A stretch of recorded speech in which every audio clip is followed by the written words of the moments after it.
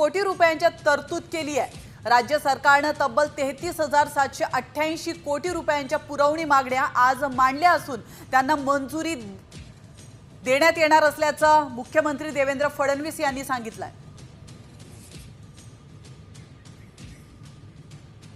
पूर्वी आपण जवळपास वर्षभरातल्या सगळ्या गोष्टी बजेटेड करायचो।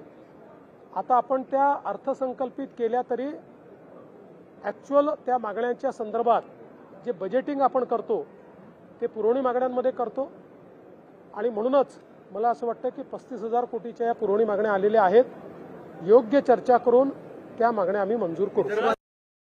तर मित्रांनो, मुख्यमंत्री माझी लाडकी बहीण योजनेसोबत इतरही अनेक योजनांसाठी राज्य सरकारद्वारे 35,000 कोटी रुपयांची तरतूद पहिल्याच अधिवेशनामध्ये करण्यात आली आहे, ज्यामध्ये पहिलाच निर्णय हा लाडकी बहीण योजनेसाठी असणार आहे आणि यासाठी 1400 कोटी रुपयांची तरतूद करण्यात आली असून त्यामुळेच आता महिलांच्या बँक खात्यावर पैसे जमा होण्यास कोणत्याही प्रकारची अडचण राहिली नाही। मित्रांनो, लाडकी बहीण योजनेबद्दल विरोधकांनी देखील इलेक्शनच्या काळामध्ये किंवा इलेक्शन झाल्यानंतर देखील ही योजना बंद झाली किंवा आता पैसे येणार नाहीत अशा अनेक अफवा उठवल्या होत्या। यावर बोलताना जे तीनही महत्त्वाचे नेते आहेत, महायुती सरकारचे तीनही महत्त्वाचे नेते, ज्यामध्ये अजितदादा पवार असतील किंवा एकनाथ शिंदे असतील किंवा देवेंद्र फडणवीस असतील, यांनी स्पष्ट सांगितलं होतं की ही योजना आम्ही कदापि बंद होऊ देणार नाही।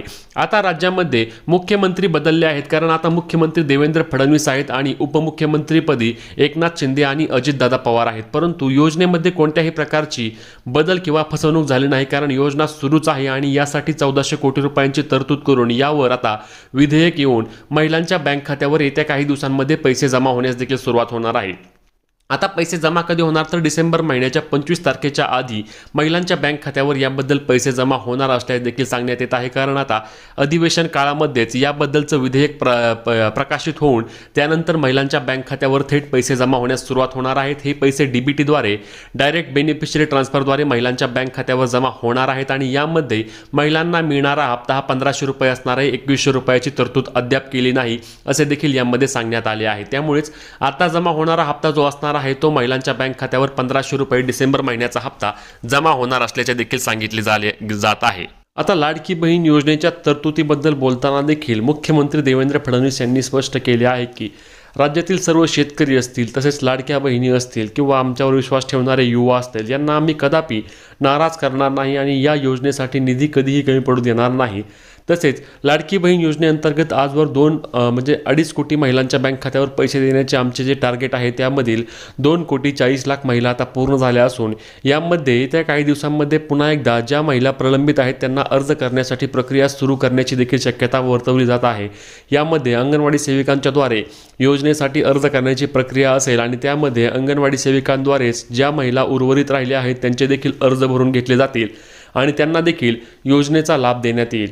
आता यामध्ये चौकशीबद्दल जे बोलायचं आहे तर चौकशी कोणाची होणार तर ज्या महिलांनी चुकीच्या पद्धतीने लाभ घेतला आहे, ज्यांनी इन्कम टॅक्स भरतात, ज्या महिला सरकारी नोकरदार आहे, ज्या महिलांचे वार्षिक उत्पन्न जास्त आहे आणि अशा महिलांनी देखील योजनेचा लाभ घेतला आहे, त्यांची चौकशी करून त्यांचे हप्ते देखील बंद करण्याची देखील दाट शक्यता वर्तवली जात आहे। परंतु याबद्दल अजून कोणत्याही प्रकारचे विधेयक मंजूर झाले नाही, त्यामुळे याबद्दल आपण खात्रीशी सांगू शकत नाही। मित्रांनो, येत्या काही दिवसांमध्येच महिलांच्या बँक खात्यावर योजनेचे 1500 रुपये जमा होणार आहेत। याबद्दलची तारीख फिक्स झाल्यानंतर तुम्हाला सर्वात आधी आपल्या चॅनलवर अपडेट मिळणार आहे, त्यामुळेच तुम्ही आपल्या चॅनलला सबस्क्राईब करायला विसरू नका। तसेच ही अत्यंत महत्त्वाची व्हिडिओ जास्तीत जास्त मित्रांना शेअर करायला विसरू नका। भेटूया पुढच्या व्हिडिओमध्ये, तोपर्यंत जय महाराष्ट्र।